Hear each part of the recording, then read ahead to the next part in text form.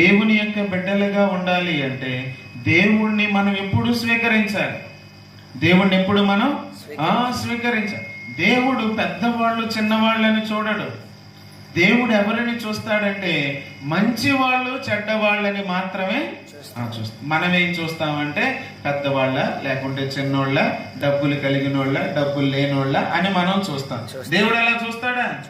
దేవుడు అలాగా చూడు. దేవుడి దృష్టికి అందరూ ఒక్కటే, అందరూ మనుషులమే.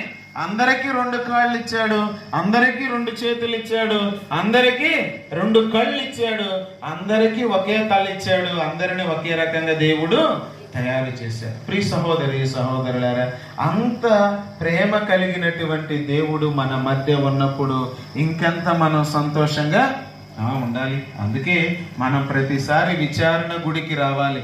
దేనికోసం అంటే దేవుణ్ణి చూడటానికి. గురువు